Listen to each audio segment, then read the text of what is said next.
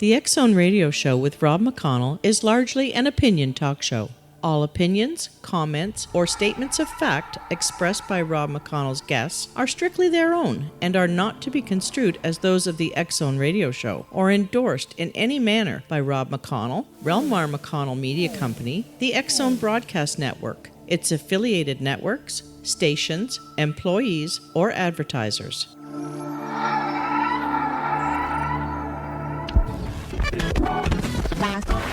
All Hit Radio.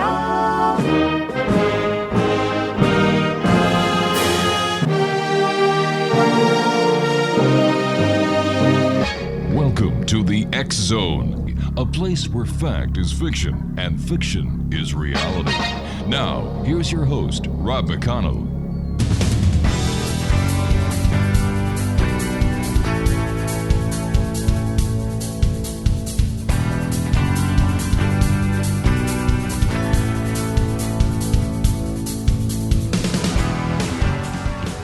And welcome back, everyone. This is the X Zone. I am Rob McConnell, coming to you from our broadcast center in Hamilton, Ontario, Canada, on the X Zone Broadcast Network, Talkstar Radio Network, Mutual Broadcast Network, and iHeartRadio. Don't forget, you can always go to www.xchroniclesnewspaper.com and read the online edition of the X Chronicles newspaper with our compliments.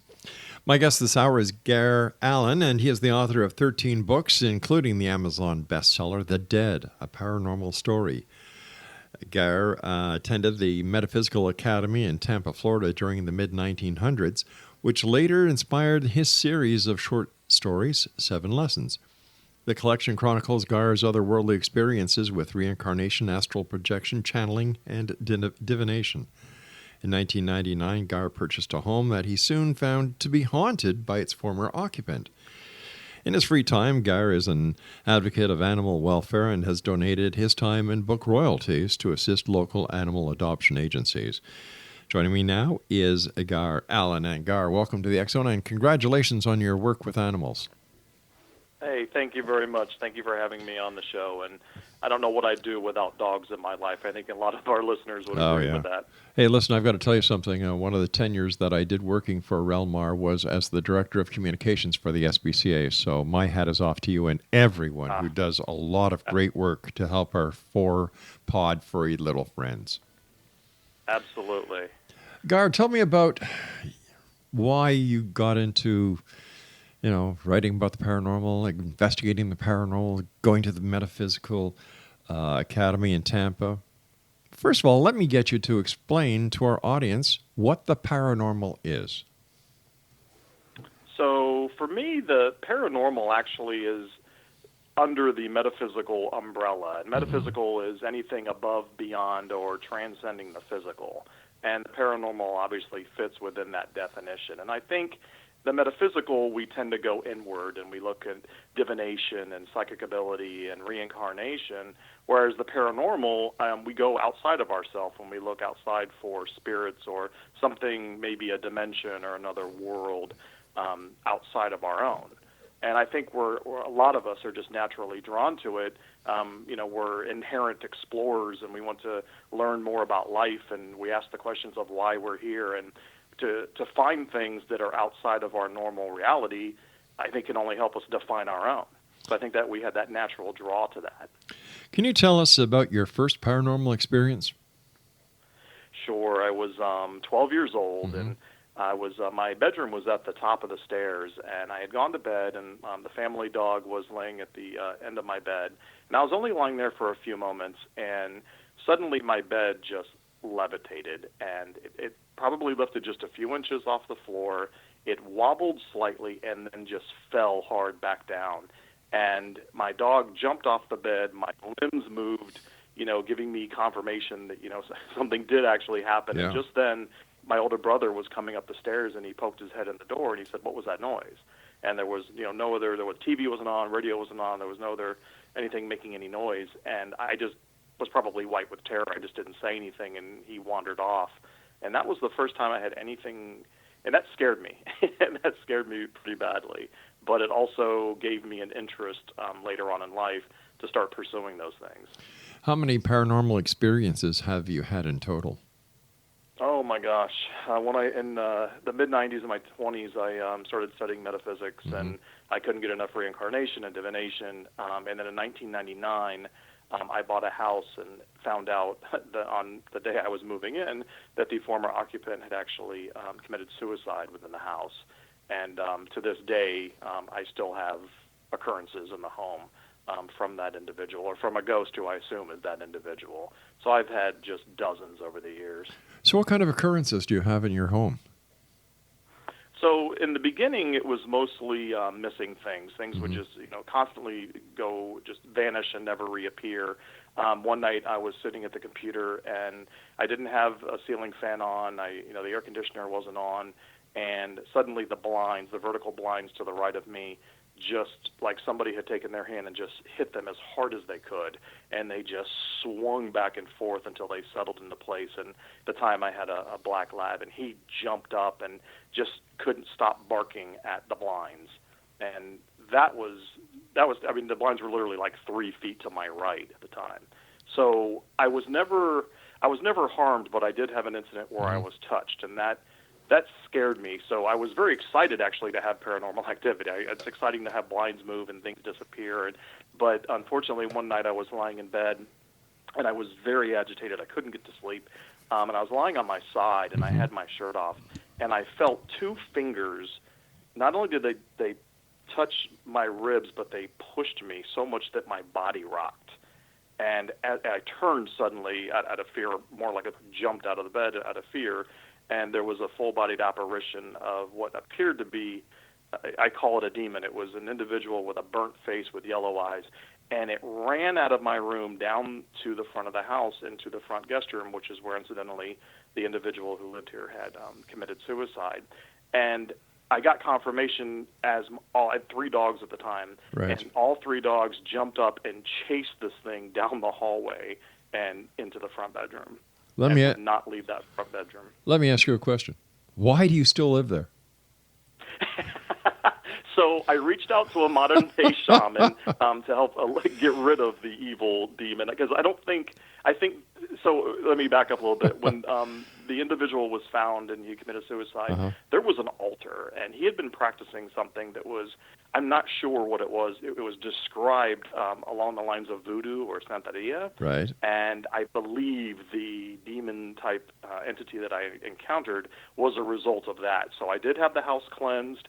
I do use sea salt and holy water to create a barrier, and I haven't had any other occurrences, so I'm under the assumption that thing is gone, but I do have paranormal encounters, which would make sense, because if the man's ghost is still here, he's a good guy, so he wouldn't be banished, so to speak.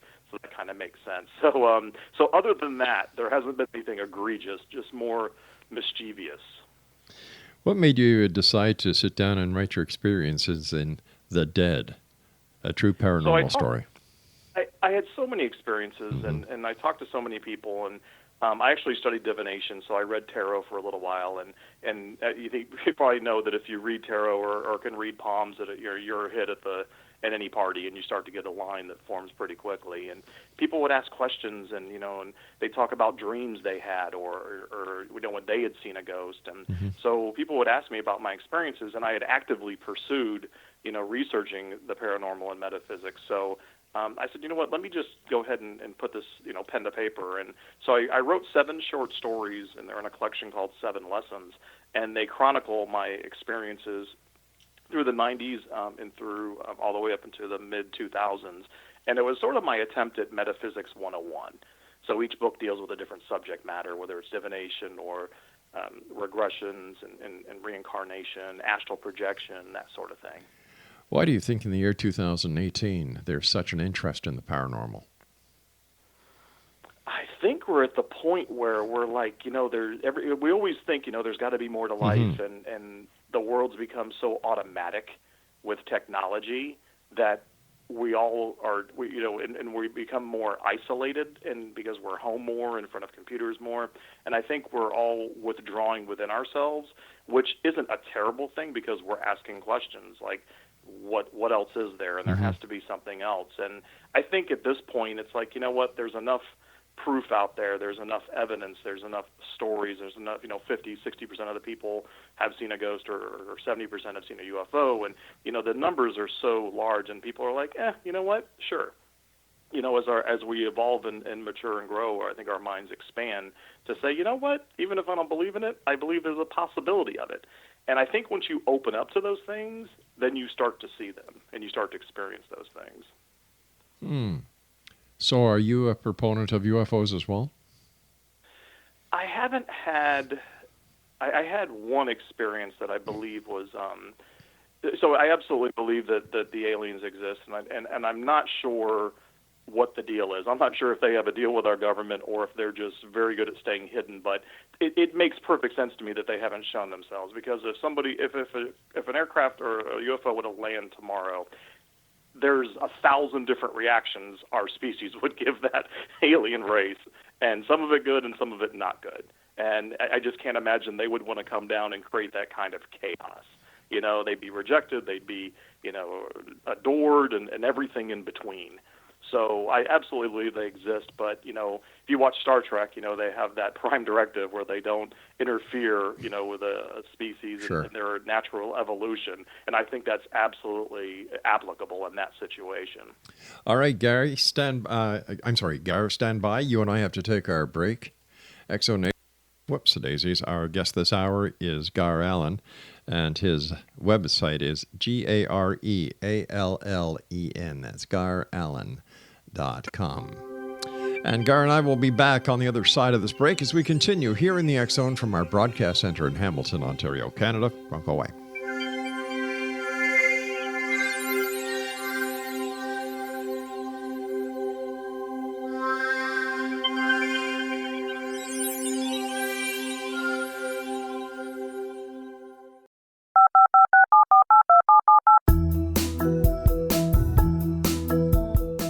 Did you know that when you're on the road with limited data or Wi-Fi, you can still listen to the X Zone radio show with Rob McConnell, The Science of Magic with Gwilda Wiyaka, X-1, Dimension X, Space Patrol, and every minute of the X Zone broadcast network by calling 213-401-0080, courtesy of Audio Now.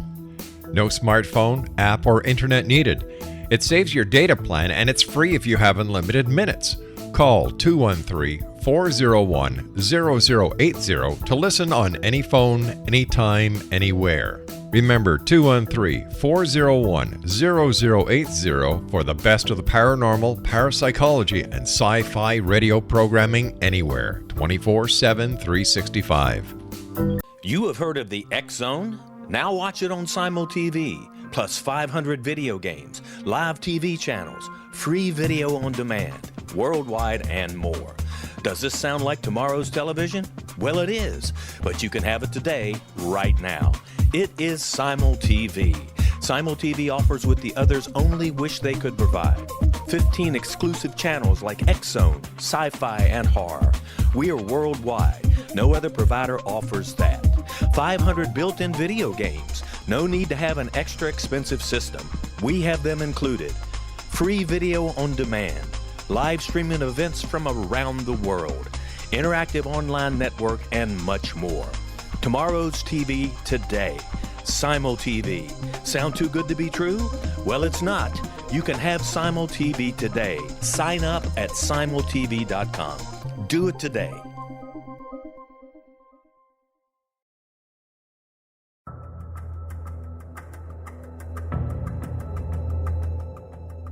Modern Esoteric, Beyond Our Senses by Brad Olson, consummates the lifeology story about where humanity originates.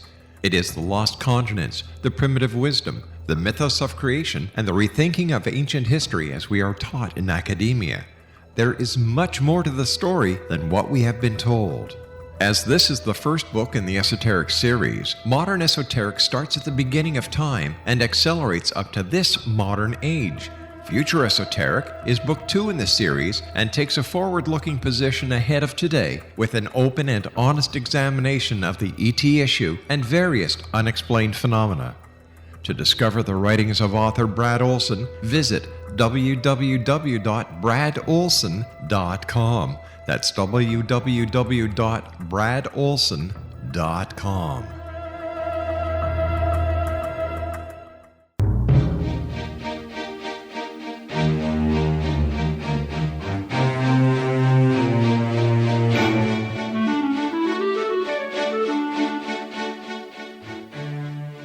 Welcome back, everyone. GARE Allen is our special guest this hour. He's the author of The Dead, A True Paranormal Story. His website is gareallen.com. GARE, has your experiences with past life regression, have they changed your life? And if so, how?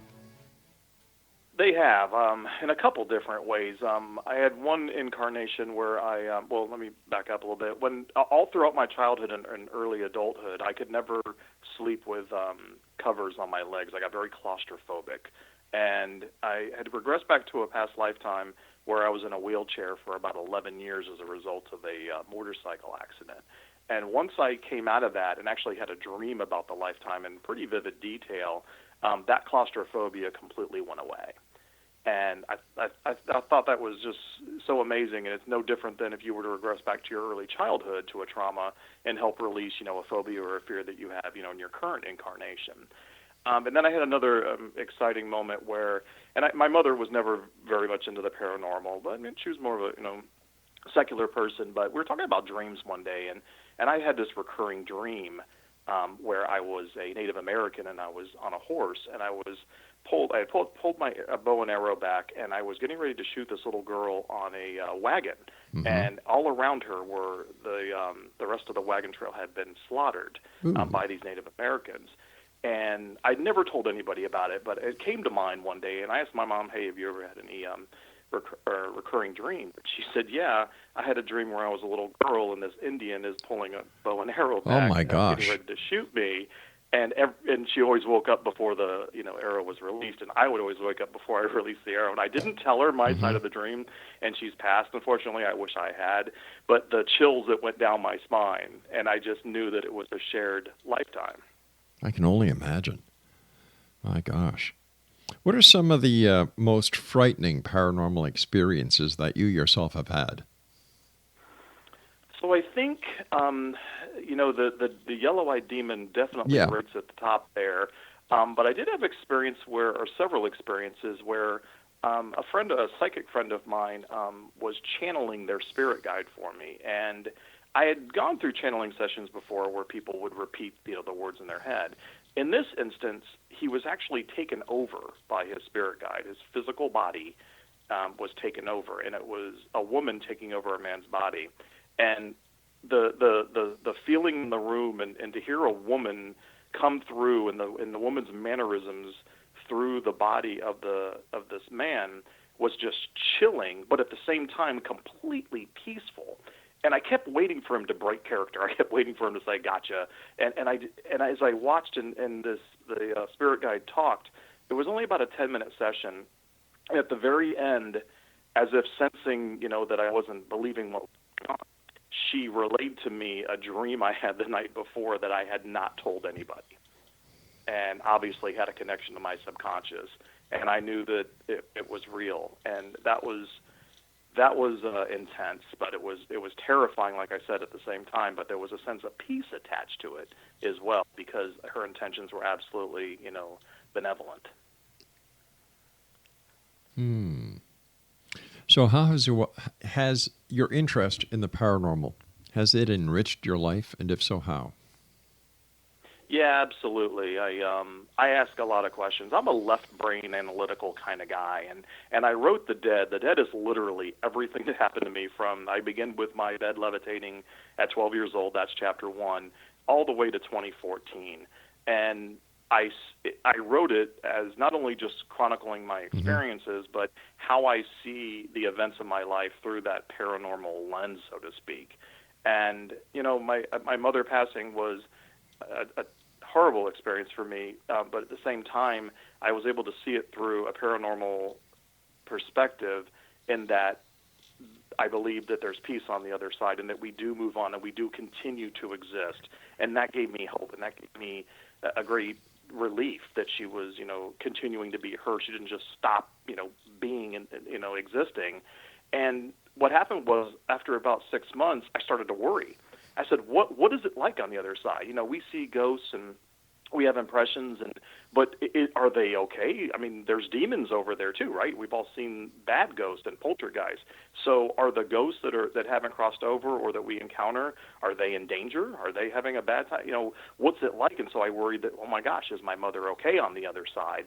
And as I was, stressing over that, I picked up my phone one day to do voice dictation, and I hit the voice dictation button, and it quickly turned itself off. And I didn't say anything, and there was no radio, no TV on. But when it cleared up, there were 2 words that had been recorded, and it said, "Mom, good." And I just thought, I took that as an absolute message, from my worry and stress, that she was okay on the other side, yet still near me. What do you think happens to us when we die? I like to think that once we pass, we sort of look back and we have, it's almost like we've aged 100 years, and we can look back and go, oh, wow, I see what I did in that situation. I see what I could have done better. I understand why that individual reacted that way to me. And I think a lot of the anger and the frustration or the resentment, I think a lot of those things sort of dissipate enough that you see it and you gain a lesson from it. At least that's what I'd like to think, because it certainly happens here. We've all, Sure. mended fences.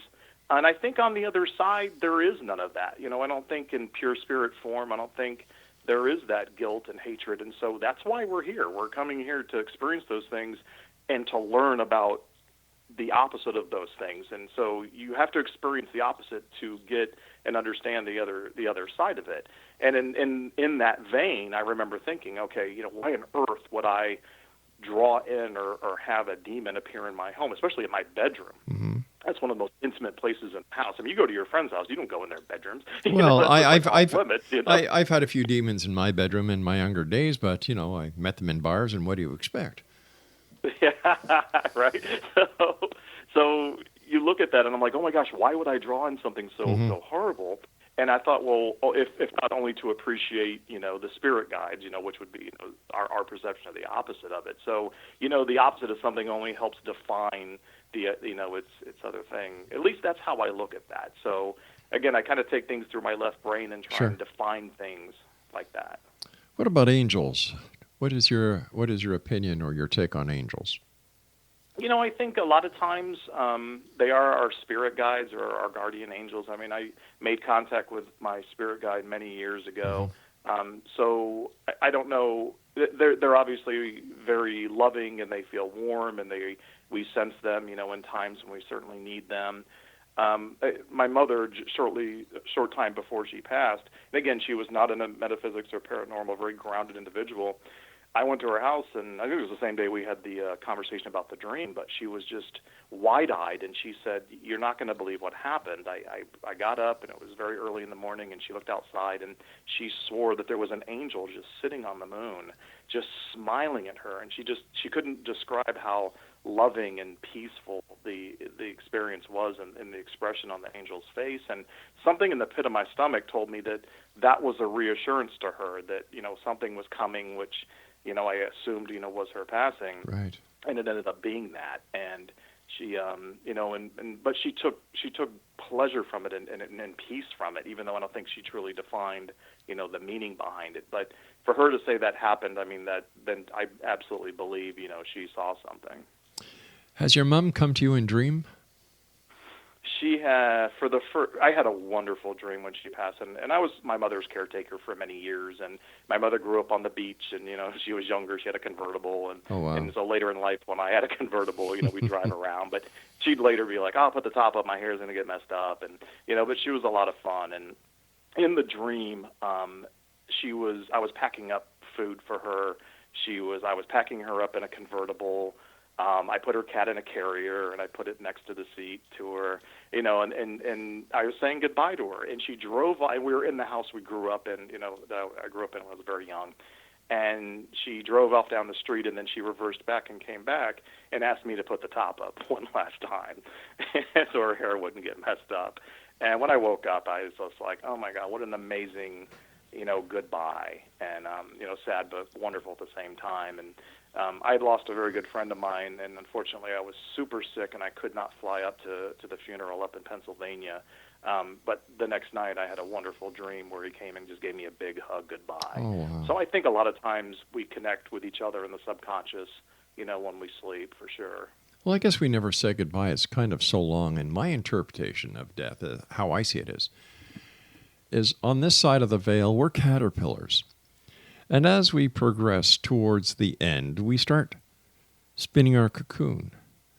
And once we pass and cross over, we emerge on the other side as a butterfly. I look at this existence as my caterpillar stage, and I can hardly wait until I get to my butterfly stage. I love that. I absolutely love that. That's perfect. That's perfect. Listen, you and I have to take our break. Please stand by, Gar. Really nice talking to you. Exonation Gar Allen is our special guest this hour. He's the author of The Dead, a true paranormal story. But when we come back, we're going to be speaking to Gar about his most recent book, Ghost Crimes, based on actual paranormal experiences. Food for thought. This is the X Zone. I am Rob McConnell. We're coming to you from our broadcast center in Hamilton, Ontario, Canada. Well, not for that much longer. We've been in Hamilton now for 28 years doing the show, and we're returning to Niagara, where we're going to be returning to our roots, doing the X Zone radio TV show, the X Chronicles newspaper. Everything we do here in Hamilton, we're moving our production facilities and studios down to Niagara for 6 months of the year, and then the second 6 months of the year, we're going to be broadcasting from Sarasota, Florida. Good times ahead, Exonation, and thank you for being part of this wonderful journey that you and I started in 1981. I'll be back on the other side of this break. Don't go away.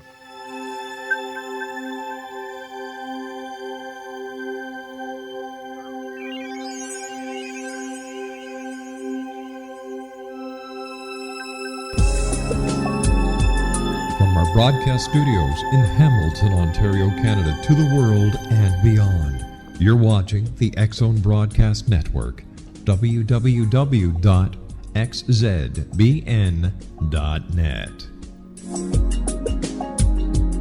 AVS Media Den.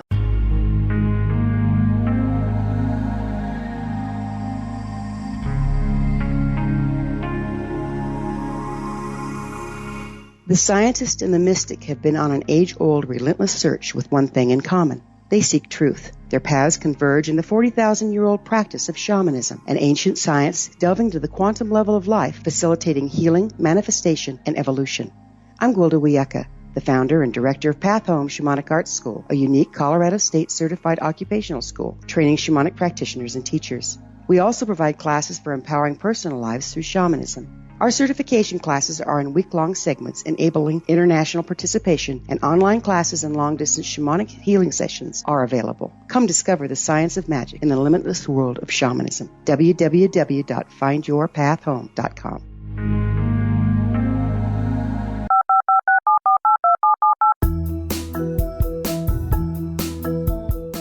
Did you know that when you're on the road with limited data or Wi-Fi, you can still listen to the X Zone radio show with Rob McConnell, The Science of Magic with Gwilda Wiyaka, X-1, Dimension X, Space Patrol, and every minute of the X Zone broadcast network by calling 213-401-0080, courtesy of Audio Now.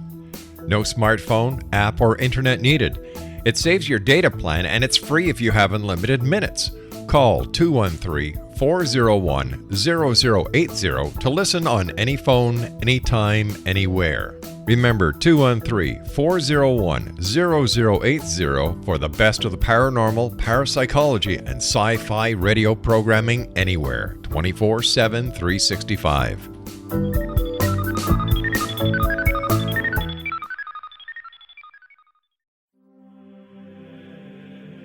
Rob McConnell here, presenting an overview for Nicholas Paul Jennings, author of a fascinating book, Amen. It presents facts revealed by Egyptologists, facts that enable us to understand why Amen is the beginning of creation of God.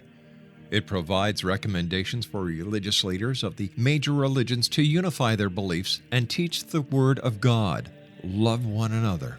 Amen informs people how mankind conceived God, It was the Egyptians that developed the concepts of a soul, a hereafter, and Son of God. And finally, after the worship of many gods, they conceived the belief in one universal God, the maker of all there is. For more information, visit www.futureofgodamen.com. That's www.futureofgodamen.com.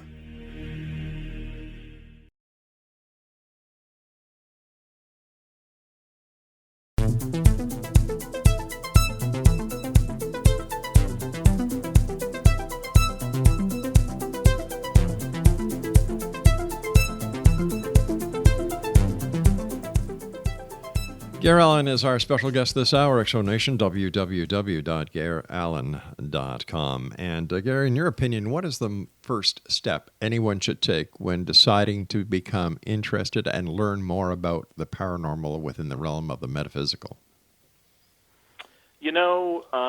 Protect yourself, because once you open yourself up to those beliefs and for events to happen, I think you send a message, whether it's subconscious or psychic, but you definitely, or the vibe, however you want to define it, you send that out to the universe, and your guides and the spirits around you hear that, and also the humans around you. So it's no different than any other vibe we send out when we're looking for something, and we will bring that into our life. And so don't be scared, but be weary, and definitely, take everything in with a grain of salt, but look into protecting yourself, and that means, not having excessive alcohol or drugs or smoking, things that kind of lower our aura and make us susceptible to negativity, and being in a positive state when you're exploring those things.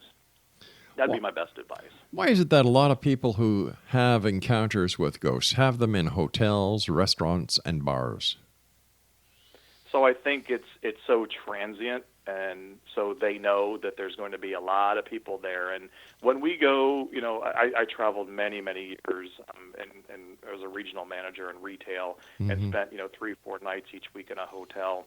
And it's, you're worn down and you're drained and you're stressed because, you've been on a plane, or you got to get up early and get on a plane, or go to a big presentation. When you go to a bar, there are people that, they're drinking excessively. And again, those auras are lowered and your defenses are down. And I think when the spirits, drain energy from us, and it's easy picking, so to speak, so for them to take it. You hear a lot about, and it's happened to me, where I had an experience overnight where there were 3 knocks on my sliding glass door, and the alarm started going off in the house. And the next morning, every device, remote control, anything, iPad, phone, anything with a battery had been drained to 0. And it, just told me that there was definitely something there that night that had taken the energy. So I think, I think they draw energy from us in those places pretty easily. I know a lot of people who draw energy out of people. The psychic vampires. Yeah. Exactly. So. Tell me about your new book. Tell me about your new book, Ghost Crimes, based on actual paranormal experiences. So I had finished writing pretty much all my personal paranormal experiences. And I started to think about how I pretty much didn't have anything egregious happen to me, mischievous and, certainly some scary things, but I was never harmed. And I was talking to a friend of mine who was a policeman, and he was saying that, he had responded to a domestic abuse, and, somebody had hit somebody in a house, and the person that was accused said it wasn't me, it was a ghost. Yeah. And he kind of says that happens a lot, but he says sometimes there's something to that. And I'm like, you're kidding me, right? And he's like, no. Think about what encounters our EMTs, our first responders, firemen, detectives, what they encounter that they probably don't report back for the sake of not having to put something like that in a report that, hey, I saw a ghost when I responded to this issue. And so I reached out to several of them and was just given some incredible stories. And at first I was collecting them so that I could just, put them together as a collection in a book. And many of them said, hey, I'll tell you my story, but don't use my name. I don't want to be out there. And I said, you know what, so what I did was I wrote a narrative. So it's a story based on one of the detectives that I interviewed. and I intertwined the stories together over a 20-year period. So all the stories are absolutely true. I just connected them with a common thread, and the detective is an actual detective, and he is described to the T. I mean, I am surprised he let me get away with how I described him, but he said, don't worry, no one will know it's me. I've been retired for years. There you go. But, back in the day, a lot of these, they would not report these things. So now, like we were talking about earlier, it's much more accepted, and you're hearing more of these stories. During your time investigating and doing research for your books, did you discover a common thread between all the people that you interviewed and those who had had paranormal events? Not really. I mean, there were all different nationalities and both genders and all ages. I think their reactions were certainly. The one common theme was when they did finally tell me, they would say, "Okay, I saw a ghost when I was responding to a robbery." And then they'd go, and they would keep adding more and more. And then finally, I couldn't get them to stop talking. And I think it was therapeutic that they were finally getting it off their chest after all this time. Because like I said, they wouldn't put it in their reports. And nobody wanted to be Spooky Mulder, in the office. And so, I think that was the common thing was that, once they got it off their chest, they were like, I couldn't get them to stop talking about it. How did you vet these people? I'm not talking about the police officers, but other people that you interviewed and the information that you obtained from them. How did you vet what they were saying before you put it in your book? You mean how did I procure it from them? Or? No, how did you verify it or validate it? I asked for case files. They, weren't able to give me anything like that, unfortunately. I did get specifics. There is a chapter that is based in a small town in Florida where and I don't want to give away too much of the book because it's essential to the ending of the story, but I was able to Google and find about 90% of that story documented. Wow. In this small town. So, I just, I guess when I say true paranormal cases, they're true based on, the accounts of these men and women who are first responders, and they have no reason to fabricate a story. They weren't compensated for sharing their stories with me, and I seeked them out. I badgered some of them even, to kind of get some stories. So, yeah. Wow. So what's next for you? What are your next endeavors? So Ghost Crimes came out in December and has been doing very well, and I've already started the outline for Ghost Crimes 2.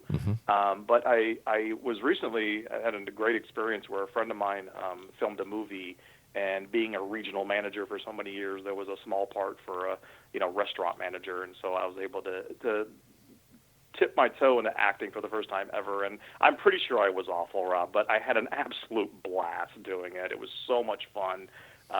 There was no compensation or anything, but if the movie ever sees the light of day, I can say I was in a movie. But it got me thinking about taking some of my short stories, that chronicle my metaphysical experiences, and they follow Greer and Ashley as they navigate their relationship and the metaphysical experiences around them.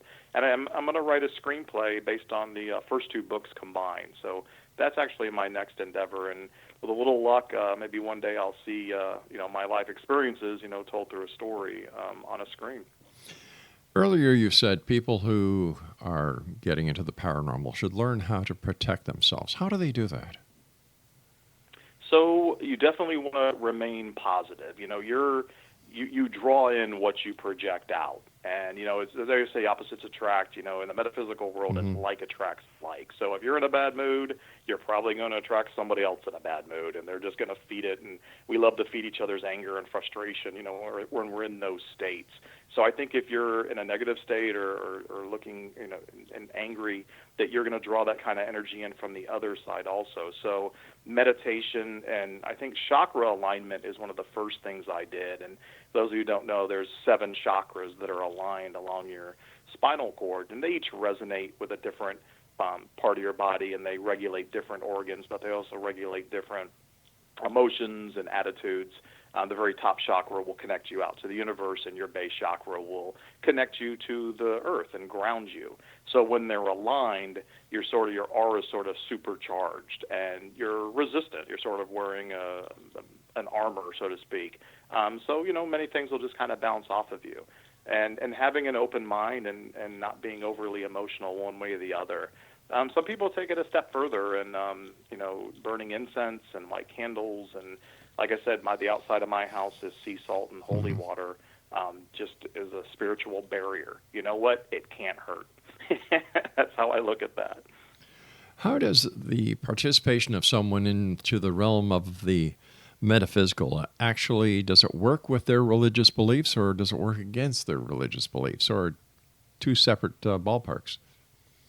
I've had a couple different reactions, because I think people have experiences, they have dreams, or especially if their experiences are connected to a loved one, they want to explore it. So if there is if it doesn't jive or mesh with, their particular faith, there's a bit of a struggle there. Yeah. But I've never understood resistance to the paranormal based on, faith. I mean, the Holy Ghost, it's literally a ghost. Yeah. So and he resurrected and did all these wonderful things. So that's right. And if somebody walking on water isn't paranormal, I don't know what it is. Exactly. So I never understood the resistance, but I'm not judging it. I just didn't understand that. And to me, if God created everything, that means everything. There you go. Whether it's paranormal, metaphysical, physical, the whole shebang.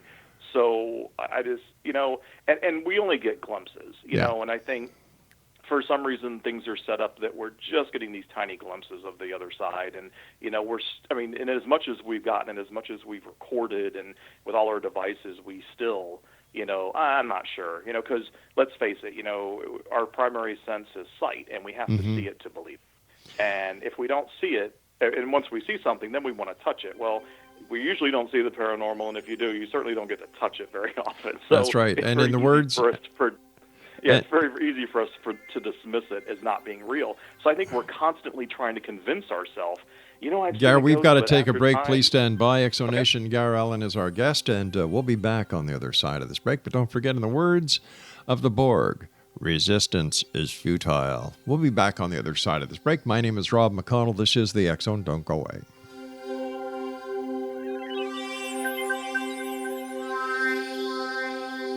You have heard of the X Zone? Now watch it on Simul TV, plus 500 video games, live TV channels, free video on demand, worldwide, and more. Does this sound like tomorrow's television? Well, it is, but you can have it today, right now. It is Simul TV. Simul TV offers what the others only wish they could provide. 15 exclusive channels like X Zone, sci-fi, and horror. We are worldwide. No other provider offers that. 500 built-in video games. No need to have an extra expensive system. We have them included. Free video on demand. Live streaming events from around the world. Interactive online network, and much more. Tomorrow's TV today. Simul TV. Sound too good to be true? Well, it's not. You can have Simul TV today. Sign up at simultv.com. Do it today.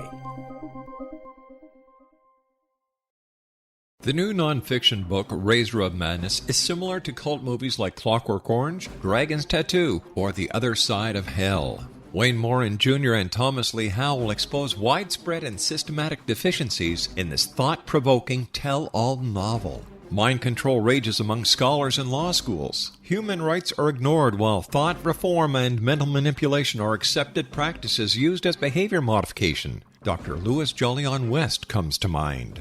Media and public scrutiny shows that United States mental hospitals are in fact destructive murder industries. Razor of Madness expose novel details this epidemic through an in-depth professional and personal investigation. For decades, there has been a revolving door policy that still releases killers and pedophiles back into society. The maestro of mind control continues to haunt America to this very day. Razor of Madness is available in paperback or as a downloadable ebook at Amazon.com. I'm William S. Peckham. If you enjoy a good mystery with a touch of the paranormal, then you'll love my novel, From Out of the Woodwork.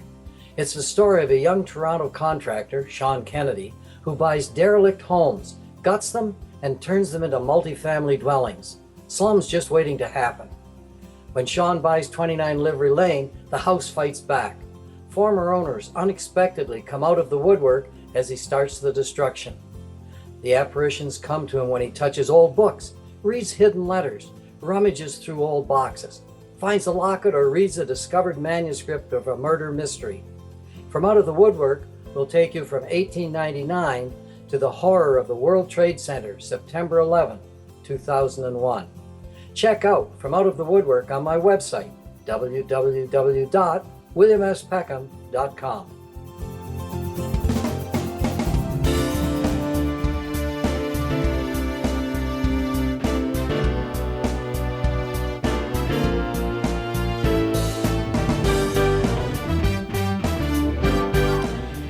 Welcome back. GARE Allen is our special guest this hour. GareAllen.com is the website. And in the first part of the show, we talked to GARE about his book entitled The Dead, a true paranormal story.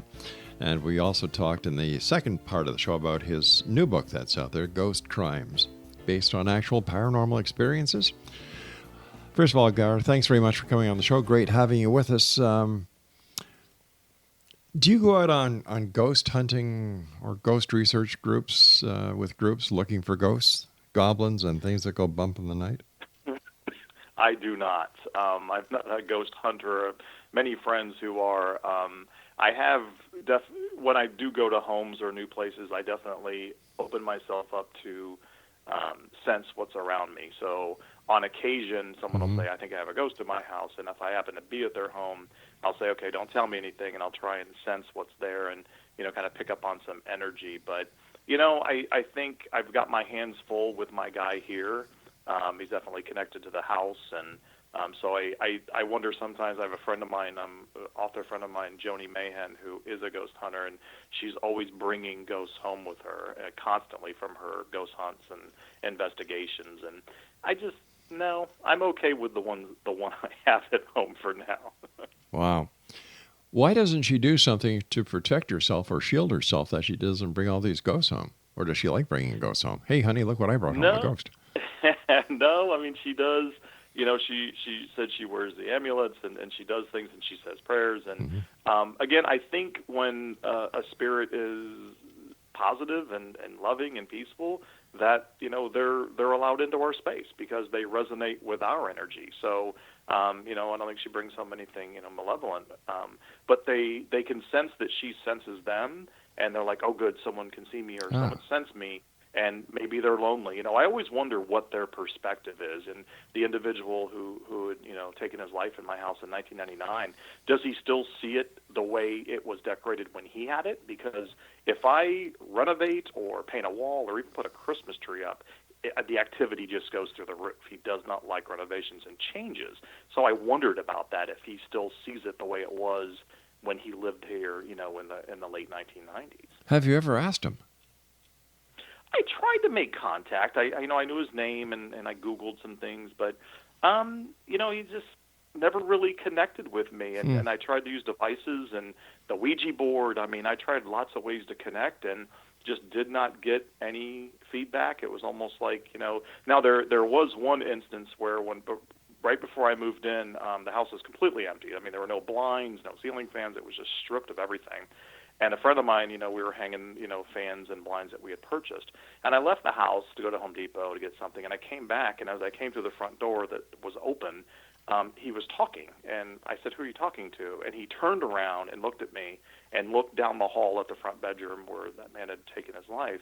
And he goes, where have you been? And I said, I just got back. And he said, then who have I been talking to?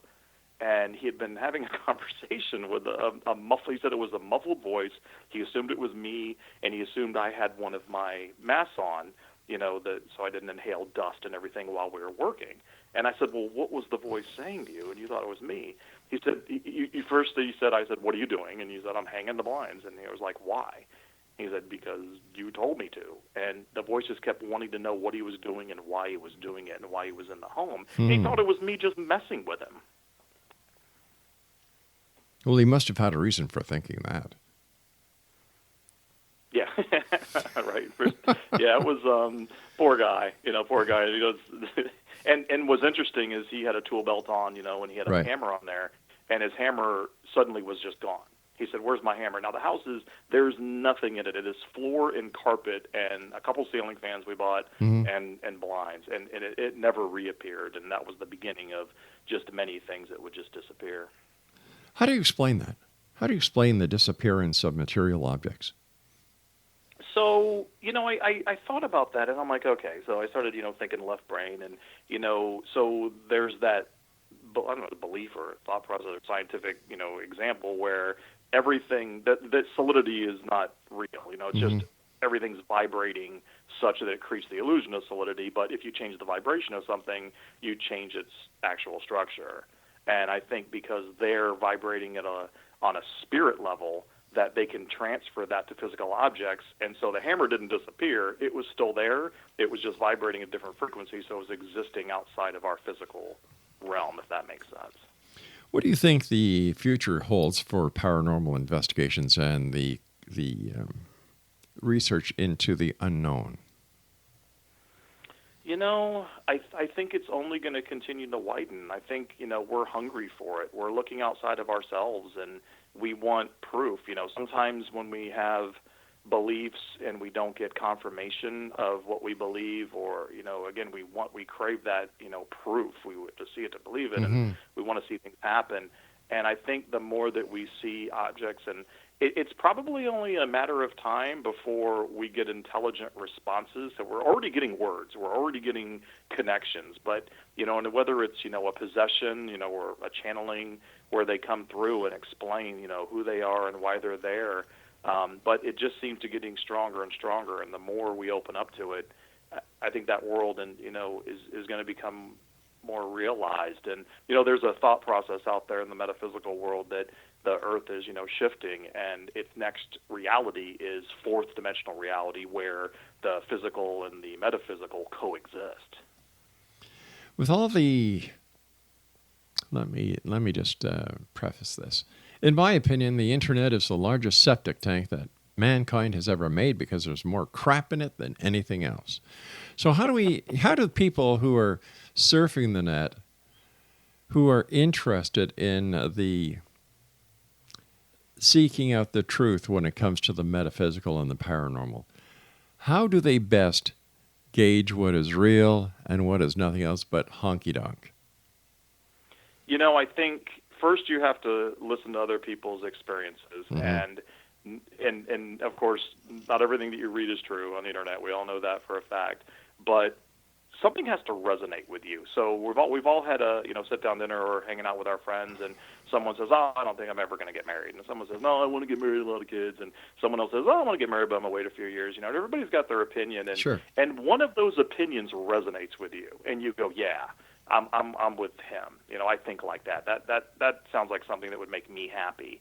So I think you have to listen and allow it to sort of marinate and see what works and best resonates with you. And use your feelers, use your gut instinct. Take things in through your solar plexus and listen. And then take your experiences and apply them to that belief. Dreams, I think dreams are prophetic. No, I think dreams are just, us releasing. Or, I think dreams are visitors, as ghosts. It could be all three. But you know what? When you want to figure out what a dream was about, think about it in those definitions and go through each one and see which one resonates to your best interest, that works best for you, and really have fun with it and find your own definitions of these things that are happening. All these ghost hunting groups are doing these wonderful things and researching, but they all still have their own filter and their own take on what is actually happening, despite the fact that they're using some of the same equipment, doing the same things, and but they all are taking it in just a little bit differently based on their experiences and what resonates with them. Tell me about the work that you're doing with animals, because I find that fascinating. Oh my gosh! So we're currently on. I'm currently on my second generation of rescue dogs. So years ago, I got in contact with a local group called Lost Angels Animal Rescue, and they're just an amazing group.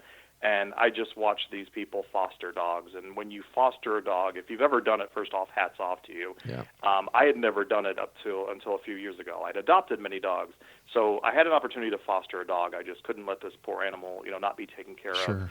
And when I finally adopted the dog through the rescue group, the adoption fee didn't even scratch what I put out. Oh, I know that. I know that feeling. Oh, my gosh. I mean, not even a fraction of it. Yeah. So I said, you know what? This group has been adopting for 16 years. So I reached out to their pet parents, and I said, hey, I want to put a book together.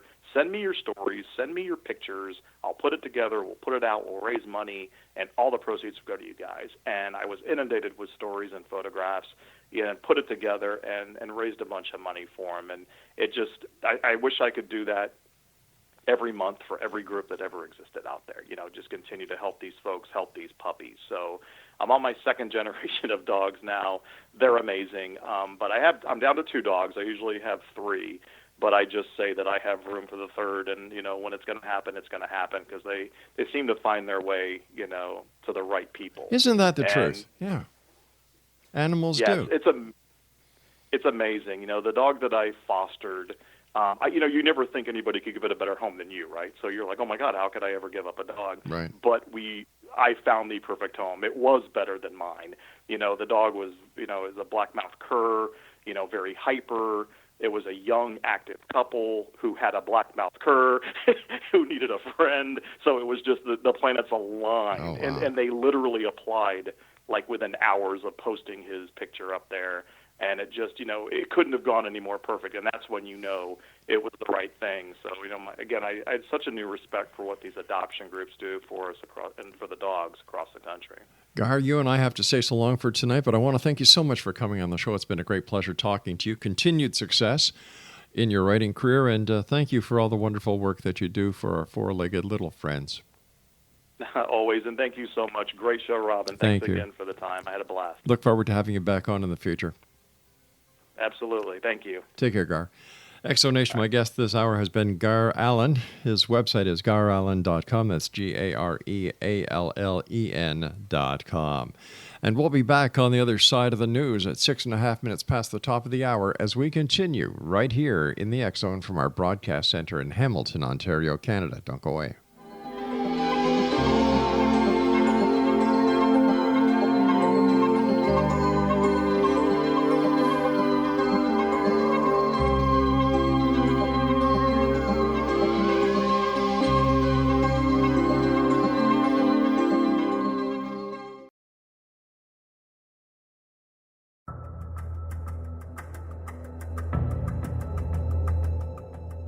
Modern Esoteric, Beyond Our Senses by Brad Olson, consummates the lifology story about where humanity originates. It is the lost continents, the primitive wisdom, the mythos of creation, and the rethinking of ancient history as we are taught in academia. There is much more to the story than what we have been told. As this is the first book in the Esoteric series, Modern Esoteric starts at the beginning of time and accelerates up to this modern age. Future Esoteric is book 2 in the series and takes a forward-looking position ahead of today with an open and honest examination of the ET issue and various unexplained phenomena. To discover the writings of author Brad Olson, visit www.bradolson.com. That's www.bradolson.com.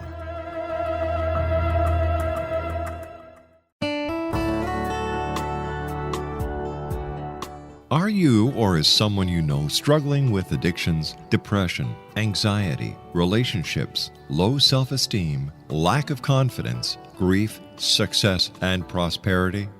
Do you know that your subconscious belief plays a big role in the outcome of your hard work? We can help you permanently change the beliefs that may be the reason for your struggles and failures. We care about getting you the return on your investment and the results you are looking for.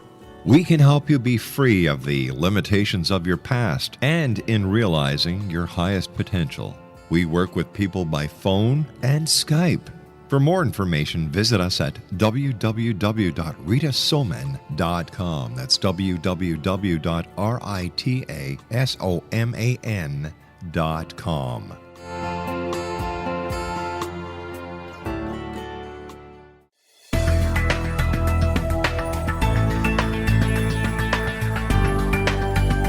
Do you think you have energy problems in your home? Do you feel better when you're away than when you're home?